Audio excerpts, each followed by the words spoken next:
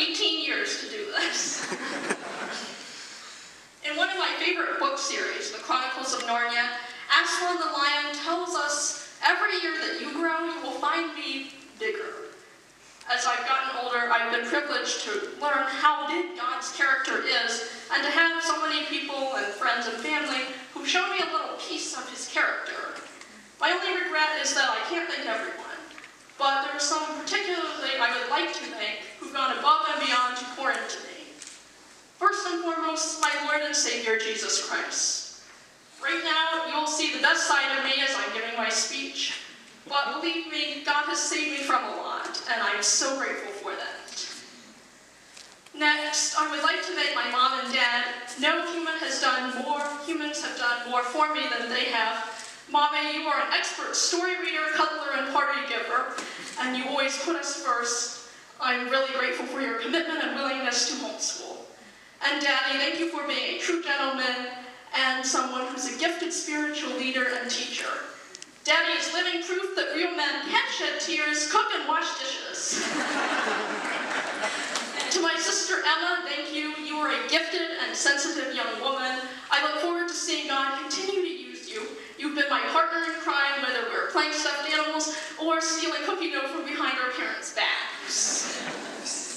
To my aunts and uncles, even though you can't be there in person many times and you live far away, thank you so much for pouring into me through frequent flyer miles to travel to speech tournaments or monetary donations, and most importantly, just for your prayers and support. As we've coped with various health issues throughout the years, there have been a number of families as well who've risen to the occasion in order to help us and support us. I'd like to thank the Dickinson and the Bolt families for being here with us and for constantly backing up their prayers with practical support. They brought us meals, and the Bolts have taken us to our co-op class days, and you really are lovely people who are very inspiring. As far as having a big family, that's, for better or worse, something I've never actually had a lot of siblings, but I've certainly had plenty of people who feel like it. To the Blackburn and O'Connor families, thank you so much for being some of my best friends ever since I was old enough to talk. I've had a lot of fun playing puppy dogs or having conversations and always trying to see if I could one-up Frank. Over the years, we've also been able to be part of speech and debate, and we've made several friends through that as well. For our friends, the Argues, thank you for constantly laughing, crying, praying for me, and supporting me at various speech tournaments. And thank you especially to my debate partner, Liam, for going above and beyond to be a gentleman and waking me up from my delicious nap doing Arnold Schwarzenegger impersonations. To our friends, the Duquettes, thank you so much for Mrs. Duquette for constantly pouring into us. I always joke that Mrs. Duquette should be a general because she's very hardworking and she can multitask well. Not something that can be said for a whole lot of us. As well, thank you for, I'd like to thank the Johnson family from Epic Square. You guys have been fantastic and great friends of ours. I really enjoyed playing with you and talking with you at the different tournaments. And my friend Anna Hill, thank you so much for being our former babysitter and now my good friend and mentor. I enjoy talking with you both about my own spiritual struggles and the weather and people's health. To my basically adopted older brother, Evan Buck, thank you so much for being a fantastic speech coach and most importantly, a fantastic friend. You've always been there for me, whether I need a shoulder to cry on or someone to catch me up on all the latest memes. And the last person I would like to thank is no longer here, but forever in our hearts, our senior pastor, Pastor Mike Reed. He was one of the most loving and accessible people I've known. And while I always will respect him as an adult and a senior pastor, he was also more like a best friend than just a pastor.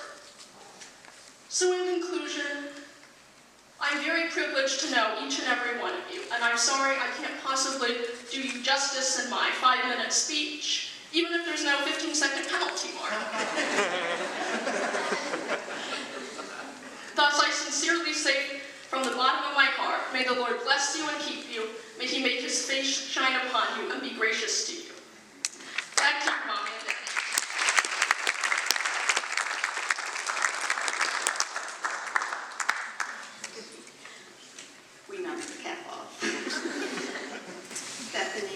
let's see it.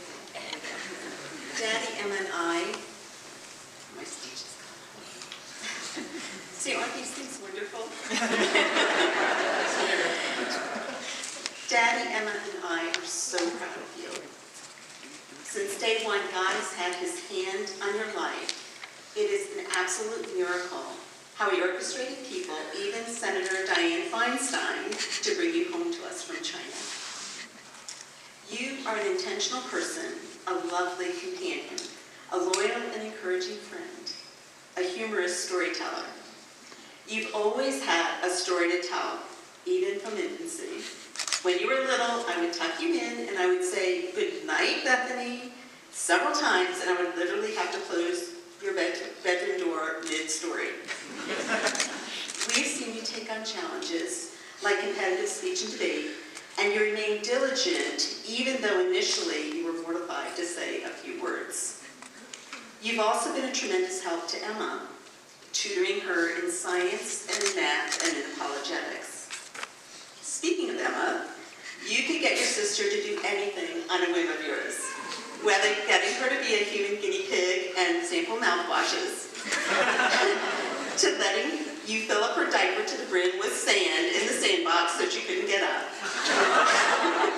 to giggling together as you put stickers all over her brand new glasses when she was a toddler. You always have a joke or a word of advice for your sister.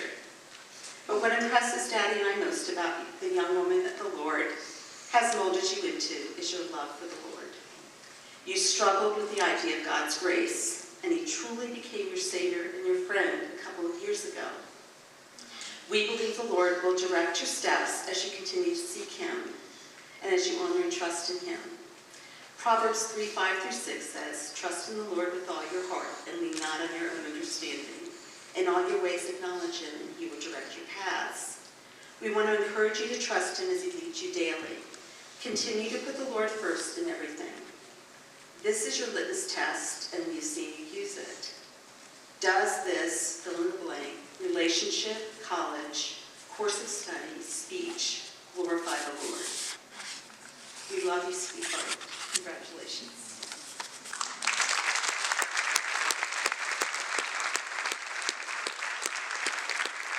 Bethany, you've always been a diligent worker.